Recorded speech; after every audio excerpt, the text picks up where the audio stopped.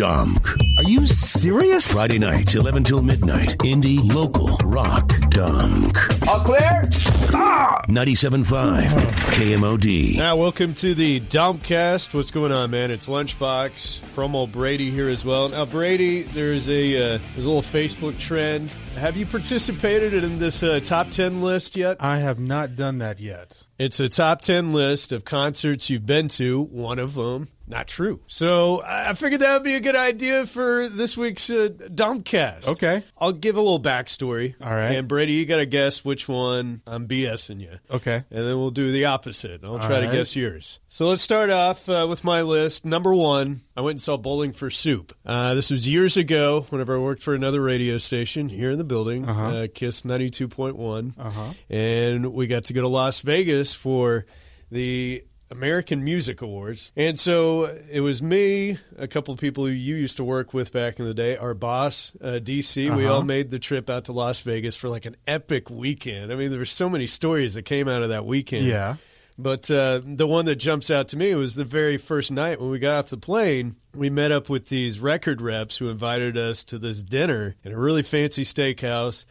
And you've known me for years. Yeah. I would never step foot in a fancy place.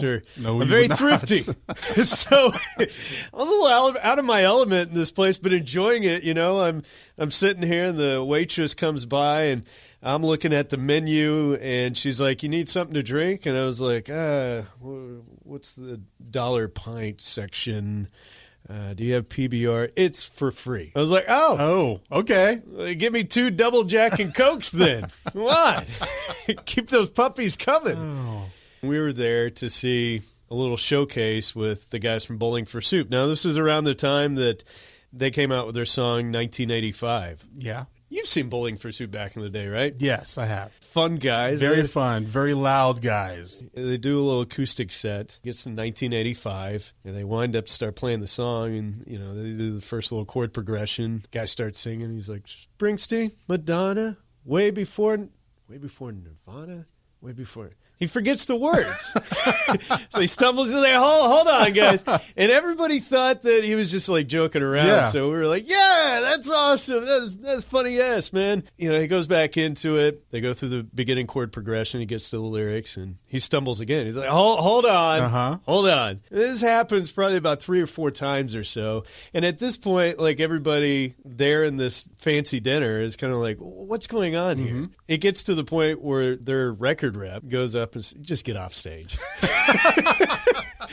And so they go and sit to the table next to us. The lead singer falls asleep in his plate of food. They had to carry him out. I believe that. You know, as they're carrying him out, I look at him, I'm like, this is awesome. This is like behind the music stuff. I'm going to see this on VH1 at some point. Bass player looks at me and says, "You don't understand, man. We've been dealing with this for years. It's I'm like, I thought it was, man. I thought it was a funny thing." That's my number one. Okay. Bowling for Soup. All right. That counts, right? It was a little acoustic set. That counts. My second, U2. They were in Norman a few years back. Took a bus down there with a bunch of other people. Froze my ass off. Were you at that show? You were at like every show, Brady. I'm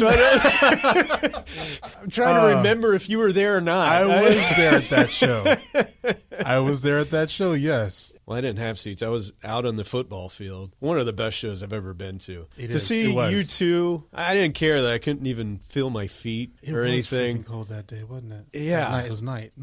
I was just sitting there like, I'm watching Bono right now. How cool is this? Yes. You know, to this day, I think the second best show I've ever been to. It's in my top 5 for sure. That's number 2. That's number 2. All right. Number 3, Van Halen in Oklahoma City. Okay. This was from years ago when I worked here the first time, and we took a limo ride down to the then Ford Center to see Van Halen. They reunited with Sammy Hagar to do some shows and stuff. So gave away spots in the limo to listeners and took them down there and everything. That was one of DC's first promotions to be a part of. All right. So we get in this limo. DC, he picked up some Jim Beam, if I remember right. This was a long time ago. Definitely some Jack Daniels, because he loves that's his thing. Jack Daniels. Various assortments of whiskey. And so we're getting ready to get onto the limo, and he says, hey, I got a bag of accoutrements for everybody. My vocabulary wasn't accoutrements, but I tried to play along. So we get into the limo, and we're on our way down to see Van Halen. And I was like, hey, can you pass me over some of those accoutrements? I want to drink some of those accoutrements, man. So we showed up to Van Halen. I had flashbacks of Crystal Pepsi whenever they were playing. Crystal Pepsi. Right now. Man, that was the... Good Lord. They played it during the commercial back in the day. But it was an awesome show. Yeah, I was pretty buzzed throughout the whole thing. Because I had been drinking accoutrements yes, you have. the entire time. Okay, number 4, You Were With Me. 9 Inch Nails, BOK Center. Yes. Years ago, before I was dating my now wife, the first date was going to be the 9 Inch Nails show. She originally said yes, turned me down, went with another guy. So they got to be up in the suite. We were down on the floor. We're on the floor, though. 9 Inch Nails was awesome. On the floor, it was badass. Yes. Yes. She turned you down. I had no idea. Oh, yeah. That was supposed to be our first date. I think because, was me and my wife together at that time? We weren't married then, but because there was a point where we weren't together. And I might say we were both probably single. We were probably during that single show. and ready to mingle that night, man. All right, so number 5. Okay, number 5. Avion. I knew you were going to pull this one out on me. Just a few feet that away Yes. in the then Twisters Bar. It was my birthday bash. Radio station event for Kiss 92.1 back in the day. We had some local bands play. So we're over there. We packed the place out, Brady. I mean, it was like shoulder to shoulder. Shoulder to shoulder. All right. Which means about 20 people were in there because it's a small place. Yes. But Yes. watched a little Avion. I remember they covered Leonard Skinner, Sweet Home Alabama. Yeah. Cher Kamiko was at my birthday party. Yes, of course she was. She loved you some you. Never even looked my way that night. I tried to woo her. Went down swinging. As many people have done. Number 6, I view as the best concert I've ever been to. I think you'd be surprised by this because this is a fairly recent show. It was at the BOK Center. I've always been a huge fan of these guys. Whenever I finally got to see them live, I was in heaven. Muse. It is in my top 5 as well. Yeah? Yeah, there's something about that show. I remember being in the crowd, sitting next to J.J. Ryan, who was the programming director for the station I was working for at the time. 92 won the beat. Yeah, and I remember that was like the first time he ever seen Muse, and he was like, gosh, I can't believe I haven't heard of these. I was like, they've been around for forever. Over 10 years, man. So that was number 6. Number 7, Ghostland Observatory. And they were at D-Fest one year. So it was outdoors. These guys from Austin, Texas. Yes. And a very eclectic group. Extremely eclectic. Very, very dancey. And I was sitting next to a couple of people. One of the guys really soaking it up. And then he makes the comment. He's like, man, that chick's breasts are getting ready to pop out of her shirt. And I looked over and I was like, that's a dude, man. Those are 2 dudes up there. Dude. Nonetheless, great show. So number 8 was one that I regret. Okay. And my wife will probably be listening to this and give me S for it. And she's got a unhealthy obsession with the Backstreet Boys. It is way beyond unhealthy. Yeah. Like she gets mad when people tell her something about somebody in the band. Yes. She's like, of course I know that. I know everything. She knows everything. She knows more than them. Yeah, probably. Yes. Like if there's a list of stalkers, I guarantee you my wife is on that list. She is flagged. So I ended up going to see the NKOT BSB tour. Wow. In Dallas, Texas. Wow. Let me tell you, I was in the minority. I couldn't even find a bathroom, Brady. I was walking around the halls. They had turned the men's rooms into women's rooms. I could see and that. I was like, I just want to pee because the only way I could get myself through the concert is drink lots of beer. Mm-hmm. And then I'm walking around just like, gosh, what is it? There's just nothing but young girls and then older girls trying to act like young girls. Yes. And it was one of the most bizarre experiences because I was sitting there in the crowd they would trade back and forth. Like, they didn't have their separate sets. They would, like, share a set. New Kids on the Block would sing a couple of songs, and then they would trade off. It's almost like they would slap hands, and the other guys would go in there and sing a few songs. It was, and so these females that were at the show are so the Backstreet Boys purist and the hardcore New Kids on the Block fans. Every time the Backstreet Boys were on stage, New Kids on the Block fans would sit down. And every time, vice versa. Wow. And I'm like, what is the big deal? Jets and Sharks up in there. Yeah, it's just like East Coast, West Coast thing. Goodness. So that's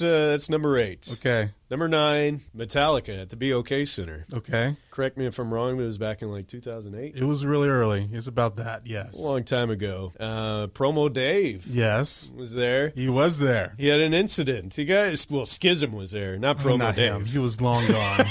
So Dave was getting into trouble. He had a beer and ended up spilling it on Rebecca, who was married to the late Biggie Shea. All of it mostly was on her. Biggie was pissed. Extremely. I think he was only pissed because she got pissed. Okay, so he felt like he had to? He had to. He wanted to kind of laugh, but saw how mad she was. Of course, no, Dave. He felt so bad. He ended up apologizing. Nonetheless, the show was awesome. All right, rounding out the list, number 10, 2 Live Crew. Okay. No joke. Speaking of Promo Dave, this is going way back, early 2000s. They played the then Voodoo Room downtown, first in Detroit. Now it's the Ideal Ballroom. I'll never forget it. I think I've got Polaroids of us backstage drinking Heinekens with the guys from 2 Live Crew and their bitches. Yes. Who were like in halter tops and their bellies were hanging out. It was...